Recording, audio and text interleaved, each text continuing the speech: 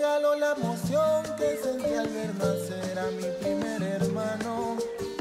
La sonrisa de mamá al verme deletrear los primeros pasos, los poderes de sus dioses, su Dios y sus anhelos. Mi futuro, mi voz, mi aliento, solo quiero ponerlo en tus manos. Y a medida que pase el tiempo, tú comprendas que te amo. Con el tiempo entenderás que es amor, puro amor. Con el tiempo entenderás que es amor, puro amor.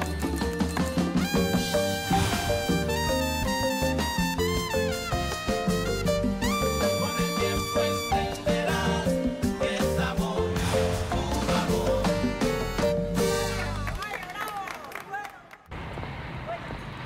T'as vu les laboratoires de l'université? Ils sont énormes, non? Je me vois déjà étudier là-bas avec tout cet équipement. Et tu sais par quoi je vais commencer? Par les patients. Imagine-toi là, en blouse blanche, parcourant les couloirs avec des dossiers médicaux et en apprenant sans cesse. Quoi? Qu'est-ce qui t'arrive? Pourquoi tu fais cette tête? Je te verrai demain. Merci. Non, attends une minute. Qu'est-ce qu'il y a? Dis-moi. Qu'est-ce qui t'arrive? Voilà mon problème. J'ai tout ce qu'il me faut et en même temps j'ai rien et je peux rien obtenir. C'est une tablette. Je te laisserai emprunter la mienne, ne t'en fais pas pour ça. Et le Wi-Fi, eh bien, fais comme moi. Je me connecte à n'importe quel réseau que je trouve d'ailleurs. J'ai déjà vérifié ceux du campus et il y a quelques réseaux ouverts. Écoute, je comprends vraiment pas. Tu as travaillé là-bas sur les marchés à vendre des légumes et des fruits, des sacs. Tu as réussi à obtenir ton diplôme secondaire. Et maintenant, tu vas te bloquer pour une tablette et le Wi-Fi. Allez! Et toi, tu as du temps libre parce que, d'après notre prof, on n'aura même pas le temps de travailler. Quoi? Tu penses que mes parents vont me laisser m'en tirer sans aller au marché? Non, bien sûr que je dois travailler. Les gens qui ne le font pas sont des fainéants. Et nous sommes venus au monde pour réussir. Dis-moi juste une chose. Tu serais prête à travailler la nuit? Bien sûr. D'accord, donne-moi un peu de temps et je te trouverai un travail. Mais te décourage pas. Oui, je sais. Tout le monde dans cette université est fou. Les seules personnes censées ici, c'est toi et moi. Les autres, ils sont tous cinglés. Mais t'en fais pas. Ah, Victor. Tu m'as vraiment fait rire cette fois. C'est comme ça que j'aime te voir. En train de rire et de t'amuser. En train de t'éclater aussi. C'est vrai, quoi. Regarde, Belki. Tout dans la vie n'est pas parfait, loin de là. Mais tu ne peux pas tout avoir. Allez, t'inquiète pas. D'accord. À la prochaine. D'accord.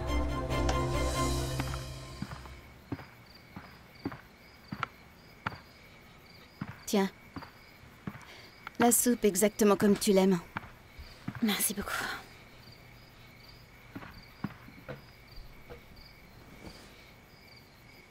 Je ne sais pas si c'est le rhume ou si c'est parce que j'ai pleuré. Oh, Juliana, je sais que ça semble être la fin du monde, mais non. Tu peux t'arrêter pendant 6 mois, te préparer, entrer dans le programme de prépa à médecine et être meilleure. Non. Non, Connie, non. Je ne vais pas retourner à cette université après tout ce qui s'est passé aujourd'hui. Tu sais, Juliana, je sais que même si ces situations sont difficiles, il vaut mieux les affronter. Tout de suite, courageusement. Si tu n'y vas pas lundi, ce sera pire.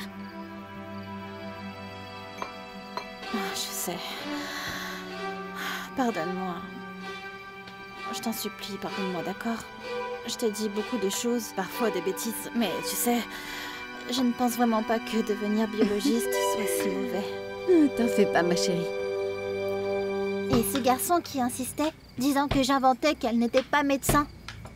Tu te vantais et qu'est-ce que tu lui as dit? De venir chez moi et de laisser ma sœur lui faire une piqûre pour voir si ça faisait mal ou non. Ah, dis la vérité, tu veux juste voir le derrière de ce garçon, c'est ça? Tu la vois? Regarde. Allez. Regarde, c'est elle qui provoque toujours des disputes. Regarde, maman, elle me cherche toujours. C'est elle qui veut me taper. Aller à l'université, c'est juste hallucinant, non?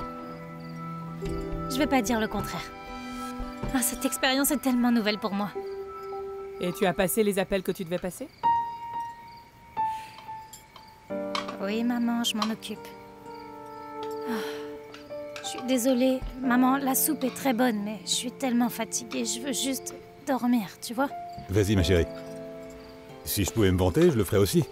Mais tout seul, je vais pas parler au mur. Je vais pas dire « Regarde le mur, j'ai une fille qui va devenir médecin. » Ah oui? Et pourquoi tu n'attends pas d'avoir un emploi et de payer l'hypothèque mensuelle pour te vanter?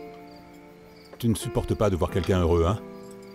Ben, ça ne te fait pas plaisir de la voir toute heureuse et pas en train de souffrir là-bas? Je crois que tu es du genre à manger un citron, et c'est le citron qui se met à grimacer, pas toi. Merci beaucoup, madame. Parrain, méfie-toi de ces empanadas parce qu'elles sont super bonnes. Écoute, mon fils. Dans quel domaine tu m'as dit que tu travaillerais? Dans le domaine de la sécurité. Ah, et ils te fournissent pas une sorte d'aide au programme de réinsertion, non? Bien sûr que si, sans eux, je ne m'en sortirais pas, c'est comme ça que je gagne ma vie. J'ai payé mes études et je survivrai jusqu'à l'embauche. Ah, ils sont très généreux alors, n'est-ce pas? Oui. C'est génial. Les gens sont très Je suis généreux, content. oui. Écoute, mon ami. On m'a dit que là-bas, il y avait des militants de la guérilla, n'est-ce pas? Des ex-militants, à vrai dire. Oui, beaucoup de monde qui ont beaucoup souffert, mais qui se sont rendus parce que cette vie est très dure. Ma grand-mère disait personne ne connaît le poids du fardeau d'une personne sans l'avoir porté.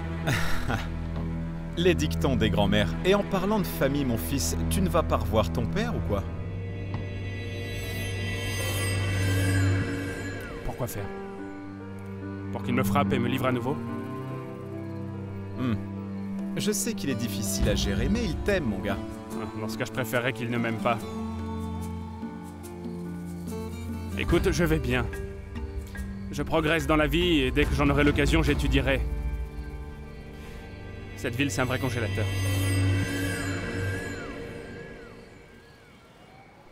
Ah. Regarde ça, on est coincé en si mauvaise compagnie avec cette vue. T'es toujours aussi blagueur, toi, hein, n'est-ce pas? Bon, parlons sérieusement maintenant. Laisse-moi te poser une question. Est-ce que tous les garçons du programme essaient de trouver un emploi ou certains d'entre eux en ont déjà un? Comment ça marche? Non, pas tous, c'est très difficile. Tu sais, imagine un peu qui voudrait donner un emploi à une personne de la guérilla ou d'autres groupes militants. Oui, je suppose que ça doit être assez compliqué. Dis-moi, je pensais, pourquoi tu ne prendrais pas quelques-uns de ces garçons pour venir me les présenter? Pourquoi tu ne les inviterais pas chez nous d'ailleurs? Hein? Tu te moques de moi? Oui, tu te moques de moi, n'est-ce pas, Non. pardon? Non, on se voit juste aux réunions, mais en dehors de ça, chacun va de son côté. Des réunions? Et de quoi vous parlez alors dans ces réunions? Eh bien, des réunions de travail, de comment trouver une vie normale. De cette opportunité dont je t'ai parlé, de ce travail là-bas dans le domaine de la sécurité à l'université, tu sais. Oui, c'est vrai, tu m'en as parlé, mais pour quelle entreprise tu vas travailler? Parce que tu sais, je connais des gens dans ce secteur et si tu me le dis, je pourrais peut-être en toucher un mot pour toi si tu veux. Ah oui? Tu ferais vraiment ça pour moi? Eh bien oui, si je te le dis. Fais-moi une liste avec 2 ou 3 d'entre vous et on vous aidera. On trouvera quelqu'un avec qui parler, d'accord? D'accord, alors, bien sûr, je te fournirai ça. Et tout ça pour une bonne cause, alors... Merci beaucoup, parrain. Il y a beaucoup de gens là-bas qui ont besoin d'une opportunité. Mange plutôt de ces empanadas parce que tu es trop maigre, mon garçon. Elles sont bonnes, non? Je t'avais dit que c'était parmi les meilleures empanadas de Bogota. Allez, on est en retard, allons-y.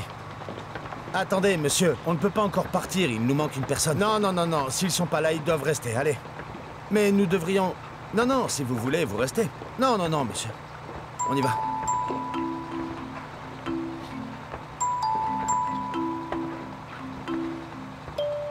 Prêt? Bon, à présent, je suis le responsable de la formation en médecine et éthique médicale, d'accord? Excusez-moi, vous avez dit quelque chose? D'accord.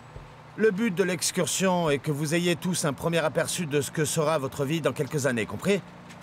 Très bien. Alors profitez du trajet. Merci.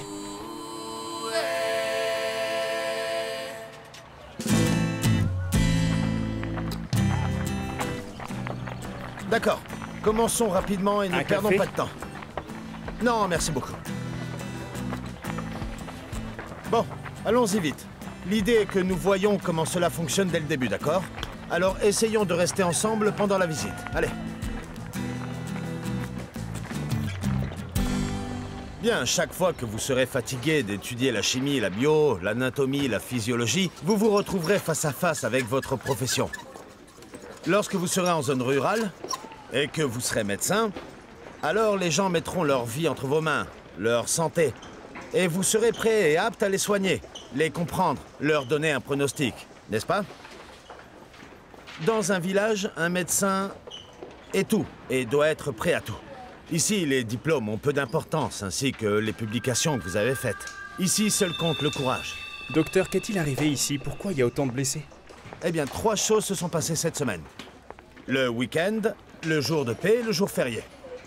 Vous devez faire très attention au vendredi de jour de paix, parce qu'il tue plus de personnes qu'un mauvais médecin. Et ça, c'est beaucoup. Continuons. C'est exact. Entrez, s'il vous plaît. Docteur, merci de nous accueillir. Non, c'est moi qui vous remercie. Bonjour. Bonjour. D'accord, nous avons ici 3 individus. Nous avons reçu 3 hommes en uniforme avec des blessures par balle. Ce sont des guerrieros qui ont été tués au combat.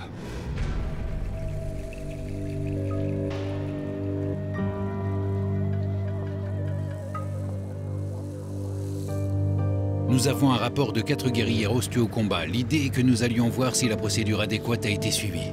Et qui a signalé ces pertes? C'était une opération sous le commandement du colonel Barragan. Ce colonel est très bon. Il ne baisse jamais sa garde. Il est devenu l'exécuteur de cette plaie. Oui. Il a été très efficace ces derniers temps. Il a produit beaucoup de résultats. Espérons que ça continue ainsi et qu'il n'y ait pas de plainte contre l'institution. Il y a certaines rumeurs qui circulent. Il y a des voix qui parlent de procédures non conformes à la loi, et ce serait très grave. Vraiment grave. Vous voulez dire que le colonel signale des personnes qui ne sont pas des guerrilleros comme étant des guerrilleros? Non, je ne dis pas cela. Tout ce que je dis, c'est qu'il y a des plaintes et nous avons été envoyés pour enquêter. Car nous ne pouvons pas permettre de pratiques contraires aux valeurs de notre institution, c'est tout. La majorité de ces personnes, pardon, je voulais dire de la guérilla, finissent généralement enterrés dans une fosse commune parce que personne ne les réclame. Ni leur corps, ni leur... Eh bien, c'est assez évident. Qui voudrait venir réclamer quelqu'un comme ça? Je suis d'accord, je les brûlerai tous. Ce n'est pas une façon très scientifique de penser, Il n'y non? a pas de place pour la science ici, docteur. Ces personnes sont des fléaux et ils ne méritent pas de vivre. Et pourquoi tu dis que ce sont des guerrilleros? Qu'est-ce que tu veux dire? Tu ne les vois pas? Les bottes, les regards et les visages d'assassins qu'ils ont. Je pense pas qu'ils le sont. Bien sûr qu'ils sont des guerrilleros. Ils peuvent tous être mis dans une fosse commune, selon moi. Qu'ils pourrissent tous ensemble. Pardon, mais vous allez être médecin. Vous devez reconsidérer vos croyances, car vous ne pouvez pas juger les gens que vous allez soigner. Oh, ah bon? On ne peut pas, c'est ça? Et si je vous disais que ces gens ont kidnappé mon père et l'ont torturé presque jusqu'à le rendre fou, hein? Je dois les traiter comme des anges? Si ces gens sont capables de faire ça à un homme âgé comme lui, voilà à quoi ils sont censés ressembler. Morts, comme des porcs sur un plateau. Natalia! Natalia! Nous allons en profiter pour prendre l'air. On continuera plus tard. Ce ne sont pas des guerrilleros. Quoi? Je dis que ce ne sont pas des guerrilleros, docteur. Regardez! Ils ont leurs bottes à l'envers. Ce sont des bottes neuves. Quelqu'un les leur a mises. Et regardez. Ce ne sont pas des ampoules dues au fusil. Ces ampoules sont dues au travail. Au travail de la terre, comme mon père. D'accord. Alors s'ils sont pas des guerrieros, qui sont-ils? Ces gens ne sont pas des victimes d'un combat. Regardez. Regardez. Ils ont été abattus de près et par derrière. Et le plus important, docteur, la guérilla marque leurs mains, non? N'est-ce pas? Une petite marque avec l'une des lettres F, A, R ou C. Et aucun d'eux ne l'a. Belki, comment vous savez tout ça? Ah, docteur. Vous ne vous souvenez pas que je vous ai dit comment ma famille et moi avons dû voyager? Il y avait beaucoup de guérillas de ce côté-là. Vous apprenez à les distinguer, docteur.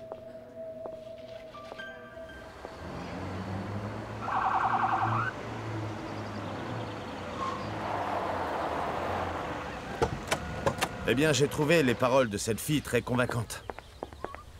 Sans aucun doute. Bien, si vous voulez bien m'excuser, les militaires sont arrivés. Bonjour. Bonjour. J'ai reçu un rapport de corps de présumés guérilleros morts ici. Oui, venez avec moi, s'il vous plaît. Excusez-moi. Oui, allez-y. Ok, je pensais vraiment te connaître, mais en fait, t'es pleine de surprises, n'est-ce pas? Pourquoi tu dis ça? Eh bien, parce que je me rends compte que tu m'as pas raconté toute ta vie. Bien sûr que non, et tu fais la même chose avec moi. Eh bien non, parce que j'ai pas autant de choses à raconter que toi, tu sais. J'en doute, tu vois, nous avons tous des secrets cachés, et quand tu me raconteras les tiens, je te promets que je te raconterai les miens. Eh, tu vas où? Demandez un service au docteur. Vous bougez pas d'ici, d'accord? Je reviens. Comme vous pouvez le voir, colonel, ces garçons ont été signalés comme des guerrieros tués au combat. Mais après une étude minutieuse et poussée, nous en sommes arrivés à la conclusion qu'ils ne le sont pas. Comment ça? Oui, regardez. Après avoir fait une analyse médico-légale, nous en sommes arrivés à la conclusion suivante. Prenons par exemple cette main. Vous voyez ces ampoules? Ce ne sont pas des ampoules produites par le port d'un fusil. Ce sont des ampoules produites par le travail de la terre. Ce sont des ampoules d'un agriculteur, d'un travailleur. Vous avez raison. Et ces bottes sont neuves et ils les ont à l'envers. Comme je viens de le dire, colonel, sur la base de la preuve et de notre expérience, nous sommes totalement sûrs que ces garçons ne sont pas des guerrieros.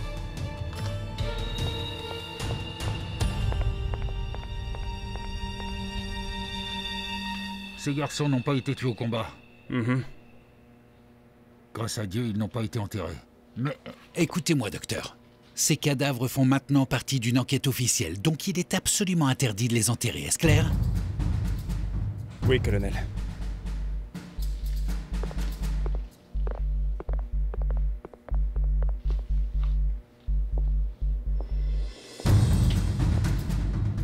Belki, attends un moment. J'en ai assez entendu, docteur. Oui, tu as tout à fait le droit de ressentir ça. Ce qu'a fait ce médecin constitue des motifs pour qu'il soit licencié. Mais cela ne se produira pas, n'est-ce pas? Si on veut que ça se produise, on peut le faire. On peut le dénoncer. J'étais là, j'ai entendu ce qui s'est passé. Le problème, c'est que tu devrais aussi t'expliquer, toi. Moi? Eh bien oui, ils vont scruter ta vie. Ils vont te demander comment tu sais tout ça. Et je ne sais pas si tu veux que ça se produise. Non. Non, docteur, laissez tomber. Eh bien, ce que tu as fait est très courageux. Ta colère passera demain, mais la médiocrité de ce médecin durera toute sa vie. Et grâce à toi, on cherchera les familles de ces hommes. Très bon travail. Mon colonel Barragan. Mon colonel Alzate. Vous partez? Vous voulez que je vous dépose quelque part? Non, je dois rester encore un moment. Oh, d'accord. Et donc, je veux vous remettre ça personnellement. Ah. Vous vous souvenez de ce dont nous avons parlé l'autre jour? C'est officiel. Et comment ça? Pourquoi ne pas prendre un verre et vous pourrez me dire de quoi il s'agit, hein? Lisez-le. Tous les détails sont dedans. Ne soyez pas si formel avec moi, mon vieux. Vous et moi, on est amis. Offrez-moi quelque chose et parlons-en. Lucho, avec une enquête comme celle-ci en cours, je ne peux plus être vu avec vous. J'espère que vous comprenez. Ok.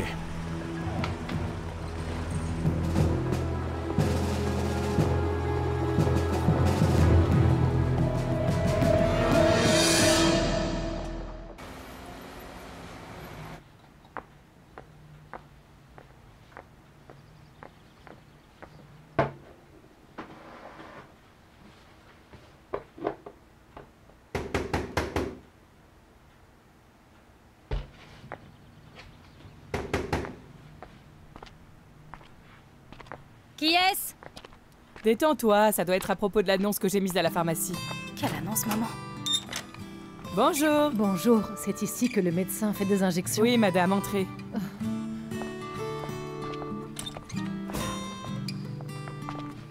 Maman? Elle sera avec vous tout de suite. Mais tu es devenue folle? Comment as-tu pu dire à cette dame que je suis médecin? D'accord, j'ai peut-être un peu exagéré. Mais bon, quand tu étais là-bas, là où, tu sais, ils t'ont enseigné toutes ces choses. Et puis en plus, tu as sauvé Manuel. Mais... Oh, maman, je ne peux pas faire une injection à cette dame. Pourquoi pas? Tu n'as pas besoin d'un diplôme pour ça. Et tu sais bien que nous avons besoin d'argent pour rembourser l'hypothèque. Et tu sais combien il paie pour une injection? Bon, eh bien, disons 3000 pesos. Bah quoi? Petit à petit, ça va fonctionner. Et tu verras, quand la nouvelle se répandra, les gens feront la queue ici. Allez, viens, viens. Passez-la moi. Laissez-moi voir à quoi sert cette injection. Vous avez le flacon? Je sais pas, ça doit être là-dedans. Biochimie. D'accord. D'accord. Mardi à 7 h, biochimie. On est déjà d'accord avec le reste de la classe. Ça signifie qu'on va se voir tous les jours. Et toute la journée. Ouais. Écoute, Victor, ce que je sais pas, c'est comment je vais faire pour travailler parce que j'ai déjà reçu la première facture de mon prêt. Mais t'inquiète pas, Belki, je vais te présenter un ami qui est manager au centre d'appel. Vraiment? Bien sûr que c'est vrai. Je suis un homme très sérieux. Je te l'ai dit que j'allais t'aider. En plus, je sais déjà que dans ce centre d'appel, il travaille le soir et à différents horaires. Je suis sûr que si mon ami a une possibilité, il va nous aider tout de suite. Oh, merci beaucoup. Non, tu vois, t'inquiète pas. Donc, voilà ce qui est prévu.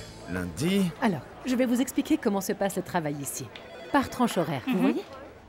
Nous avons des tranches horaires de 4 heures. De 17 h à 21 h. Mais je pense que ce sera incompatible avec vos études, non? Bien, et qu'est-ce que je devrais faire?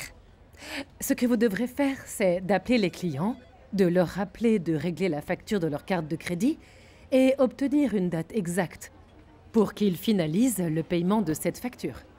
D'accord. Et combien est-ce que je serai payée? Alors, nous payons nos employés 7000 pesos de l'heure, d'accord? Et si vous réussissez à faire payer sa facture au client, vous recevez une commission. Je vais vous donner un conseil, jeune fille. Si vous parvenez à faire payer les clients, c'est tout bénef pour tout le monde. Il suffit juste de bien gérer vos appels. Ah, je vois. Très bien. Vous pensez qu'elle sera bonne pour les recouvrements? Eh bien, je n'ai jamais eu le plaisir de devoir de l'argent à Madame Belki. Mais je sais qu'elle est très douée pour le récupérer, n'est-ce pas? Commandant, je voulais vous demander si vous me laisseriez rejoindre la milice. Vous n'êtes pas en position de demander quoi que ce soit et en plus, vous ne m'avez pas payé. Toute la confiance que j'avais en vous, eh bien, je l'ai perdue avec toutes ces choses que vous m'avez fait subir. S'il vous plaît, je vous en prie. Vous savez que je ne peux plus être ici, dans ce camp. Mais vous resterez ici, vous vivrez ici et vous mourrez ici, vous avez compris? Eh bien, oui. J'ai déjà compris ça. Mais allez-vous nier que nous traversons des moments difficiles ici? Que nous mourrons de faim? Et vous savez que je suis plus utile pour vous là-bas qu'ici. Commandant, rappelez-vous qu'elle est très douée pour les recouvrements. Est-ce qu'on a besoin, c'est de l'argent pour pouvoir manger et acheter des munitions?